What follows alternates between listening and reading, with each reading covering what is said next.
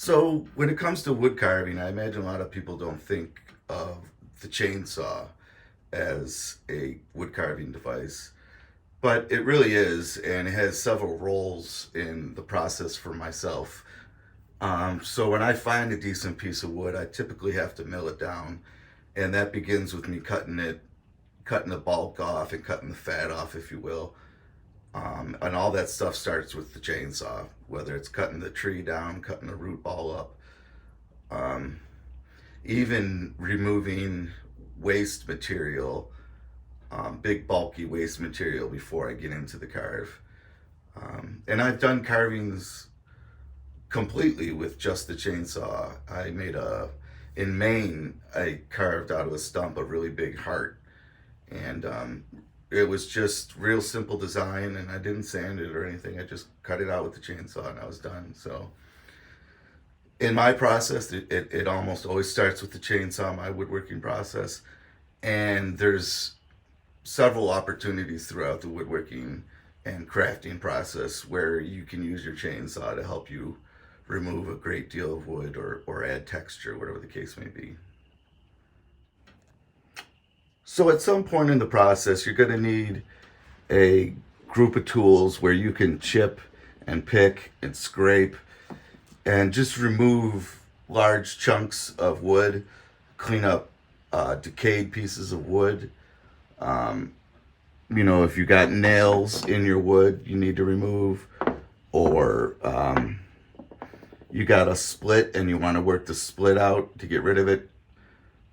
Coarse chisels. This is a small chisel, but you get yourself a nice set of wide head chisels, and you can remove a lot of the wood that you're going to have to carve later, that you would normally have to carve if you didn't. Get yourself a couple of knockers of some sort.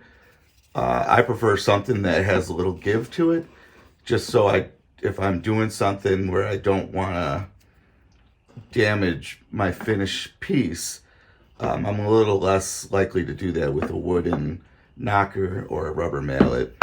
And then I keep a stiff wire brush that I'll use for the same thing. I'll get into the cracks of the wood and I'll knock off all the loose debris.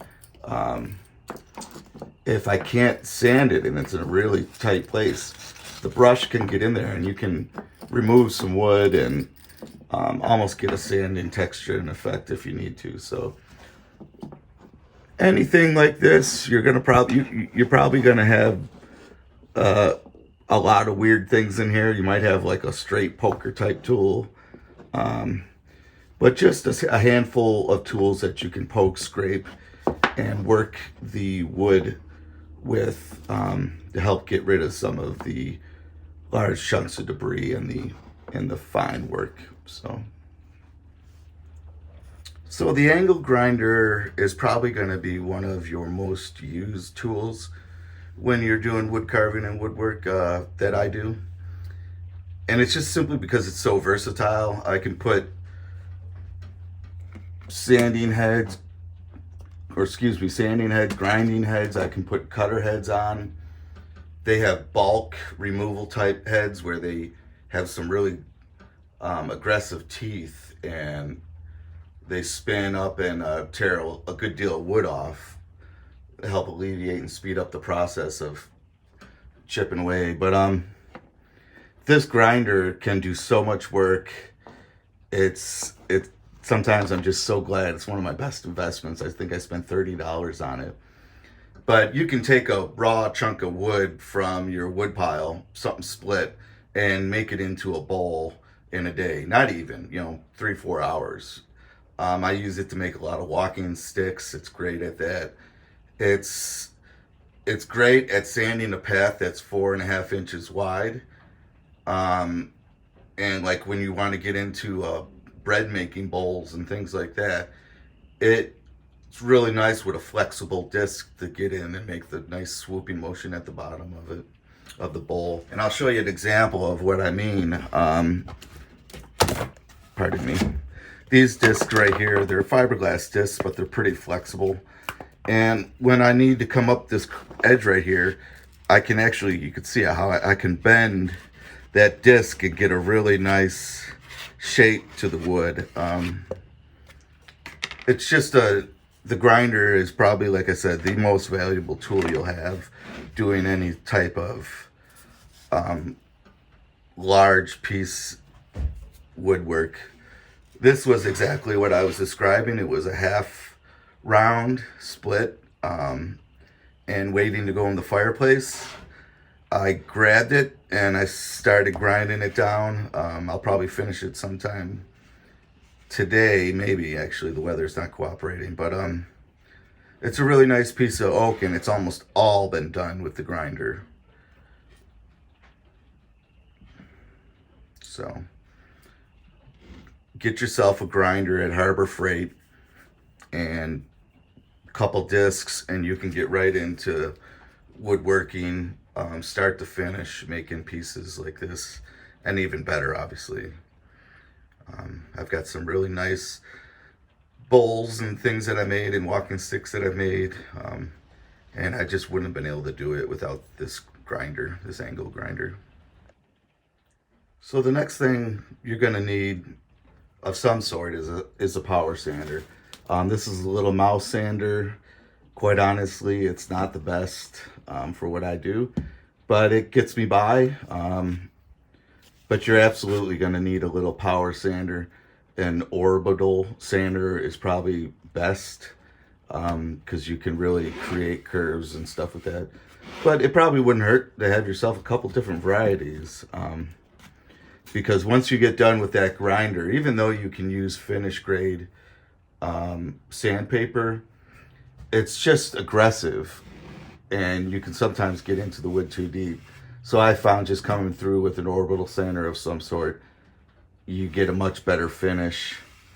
Lets you get into those tough little spaces without fear of really gouging away your material.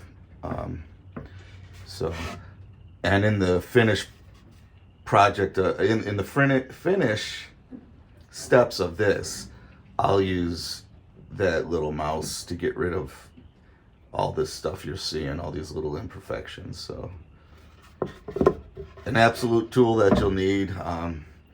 I mean, you can do it by hand, but I've done it by hand, and it's a much more arduous task. It's not to say that you're not going to have to hand sand some of your pieces. You just don't want to be doing the whole thing by hand. It really gets tiresome. One of the last things I'm going to go through is some of the personal protection and just accessories that you might need. I fail to wear my PPE a lot of times. I wear my ear protection quite a bit because it has music. I can Bluetooth my music in, and it makes it, pleasant to work. But I always fail to grab my goggles and my dust mask and whatnot. I wear glasses, and it's very hard to, anybody that wears glasses knows it's very hard to wear goggles over them without everything fogging up on you. And but keep in mind, everything that you're working with can really hurt you. A chainsaw, you should be wearing chaps and helmets and gloves, preferably steel-toed boots. When you're with the grinder, you should. A leather apron is a great idea. Leather gloves is another great idea with the grinder. Even if you're using just sandpaper and sanding grits and stuff, I've had them spin off the wood and cut my fingers open and cut my clothing open and stuff. So keep a PPE handy and use it at your discretion. I'm not gonna babysit anybody. Another thing I really like having is a small tape measure. Something you can clip on your waist and it's not going to get in your way while you're working. When you go out to the woods, you take this with you and your chainsaw, and you can quickly size up a small piece. This one here is just over 6 feet, and that's all I need when I'm doing these types of projects. And I can just clip it right on my suspenders or wherever it's out of the way, but I always got something there quick to, reference my work with. Another thing that comes in really handy, and especially with sculpting, is when you get in a situation, I'll show you an example here, and you start getting into the wall thicknesses and stuff, it's really handy to go over and check sides and see, you know, if you're equal on each side, which I'm not. So just a really, really handy tool to measure in odd spaces, just to help you figure and create. Nothing I do when I'm doing this type of project is precise. I just go at it and it kind of comes out how it wants to. This split, incidentally, has grown worse, and I think I'll have to glue this down before I carry on. But of course, you're going to need, you know, a pen, a pencil. I like to use both a pencil and a black writing utensil. The pencil is quick. It's nice when I'm doing roughing stuff, or if I want to pencil up an area that I need to cut out. It's just really good for those type of applications. Now the pen I use if I'm going to be working with that line maybe a little more, it's a little more permanent. Maybe I got to grind up to a line multiple times to get the depth of the bowl right. Well, I'll put that line in ink because I know I'm going to nick it. I know sawdust is going to get up on it, but I just want it to really stand out. And then when I'm done later on, I can just sand it off. So good writing utensil. You can take a large bit like this and bore out huge segments of the piece you're working on. Go through, chisel out the large chunks, and it just saves you so much more time on the grinder and standing and doing that type of work. So if it works for you, it works. I'm just showing you the things that work for me, the things that I use.